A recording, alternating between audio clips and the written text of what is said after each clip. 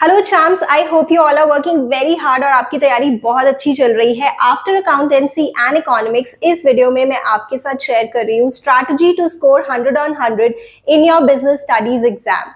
Now personally I love this subject. This is one of my favorite subjects. I find it very interesting और इस subject में आप कम मेहनत में ज्यादा स्कोर कर सकते हो। जितने भी हमारे स्टूडेंट्स हैं जो बिजनेस स्टडीज हमसे पढ़ते हैं वो भी ऐसा ही सोचते हैं, but I know there are a lot of students जिन्हें ये सब्जेक्ट बिल्कुल पसंद नहीं होता, बहुत बोरिंग लगता है, एंड मोमेंट तक वो स्ट्रगल कर रहे होते हैं इस सब्जेक्ट से। But let me tell you one thing, अगर आपको ये सब्जेक्ट अच्छा नहीं लगता तो सिर्फ इसका एक ही मतलब है, दैट इज कि आपका इस सब्जेक्ट को पढ़ने का तरीका ठीक नहीं है। खैर, अब तरीके को तो हम इतने दिनों में ठीक नहीं कर सकते। What we can do is कि स्ट्रैटेजी से अगर पढ़ें तो हम ज्यादा से ज्यादा मार्क्स स्कोर कर सकते हैं इस चैप्टर में। नाउ अगर आपने मेरा एक भी वीडियो देखा है बिजनेस स्टडीज से रिलेटेड, तो एक चीज हर वीडियो में कॉमन है जो मैं बताती हूँ आपको कि कीवर्ड्स और की लाइंस की बहुत ज्यादा इंपॉर्टेंस है जो आपकी एनसीईआरटी में गिवन है। आई ऑलवेज टेल यू कि आपको एनसीईआरटी से बिजनेस स्टडीज प्रिपेयर करना चाहिए, but I know there are students जिन्होंने एनसीईआरटी से नहीं पढ़ा होता है। बट इस मोमेंट पे मैं नहीं कहूंगी कि आप अपनी बुक चेंज करो, स्टिक टू द बुक जो आप पढ़ रहे हो स्टार्टिंग से। बट एक चीज जरूर कहूंगी कि डेफिनेटली कीवर्ड्स और की लाइन सभी चैप्टर से जरूर कवर कर लेना जो एनसीईआरटी में है। इसकी इंपॉर्टेंस मैं आपको हर वीडियो में बताती हूँ, कैसे जो सीबीएसई के क्वेश्चंस है वो ड्राफ्ट किए जाते हैं एनसीईआरटी बुक से।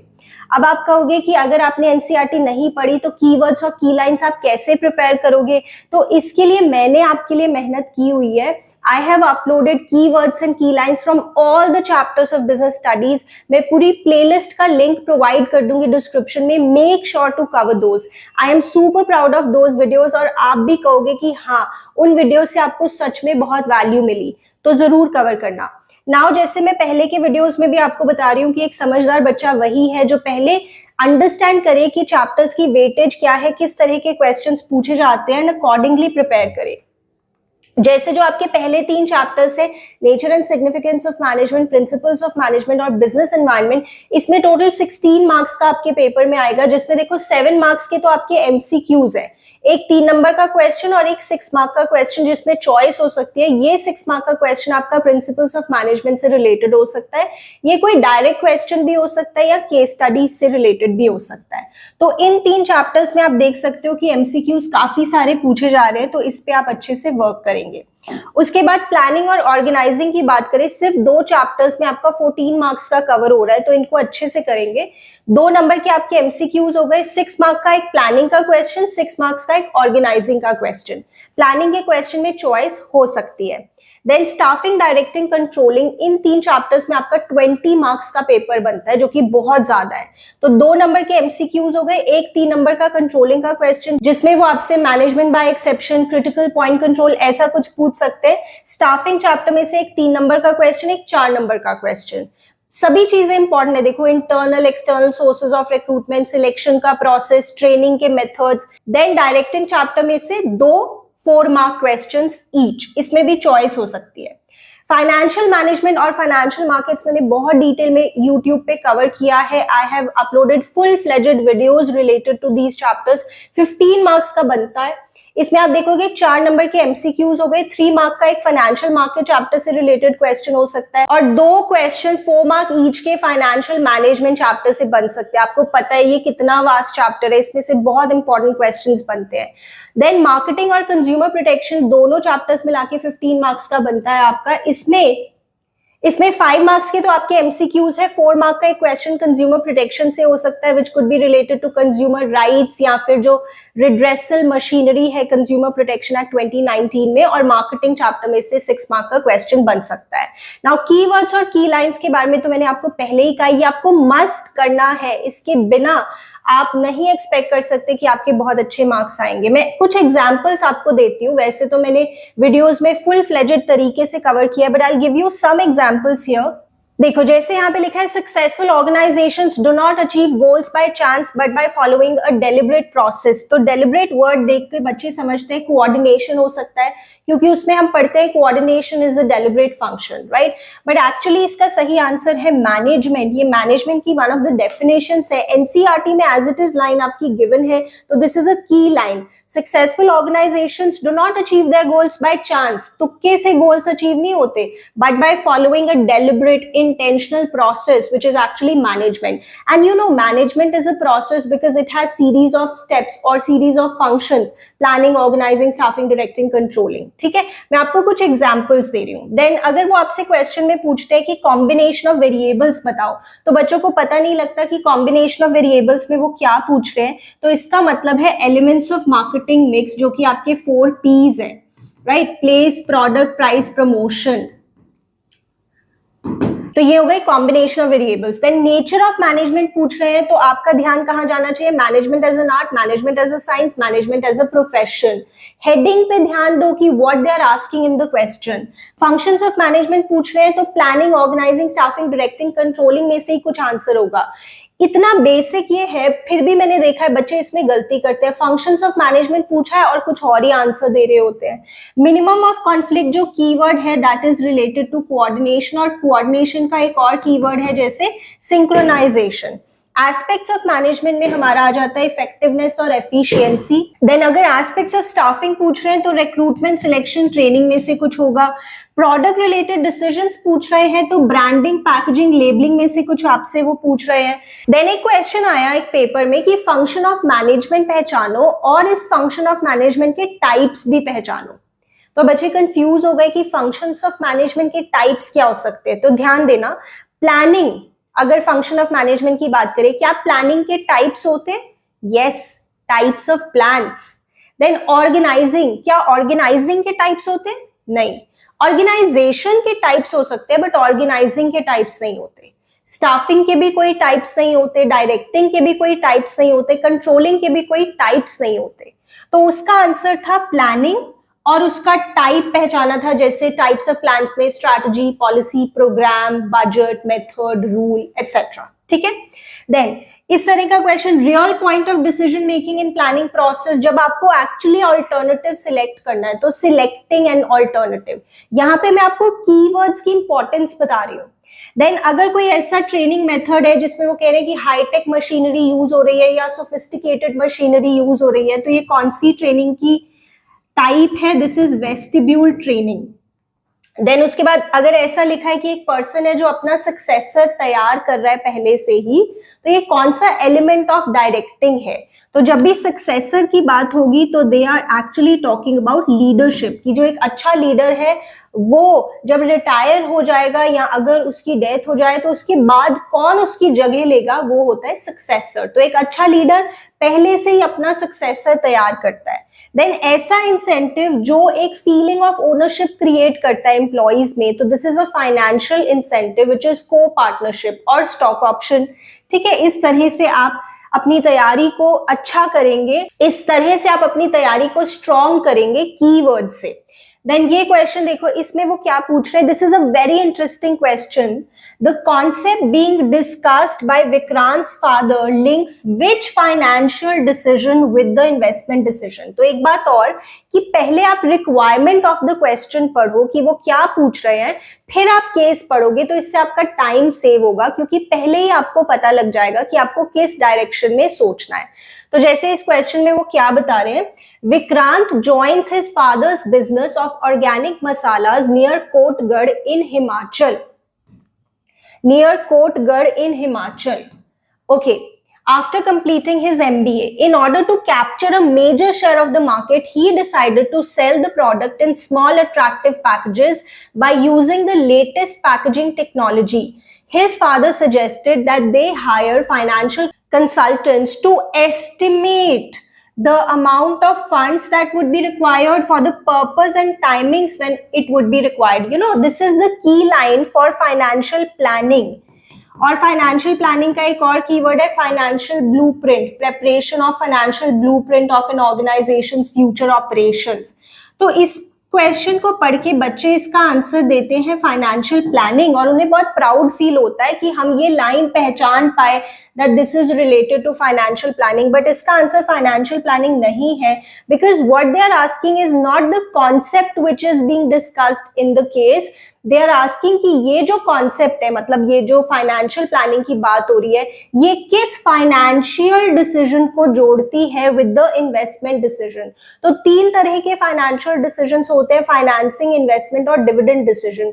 तो हम इंपॉर्टेंस ऑफ फाइनेंशियल प्लानिंग में पढ़ते हैं that financial planning links the financing decisions with the investment decisions।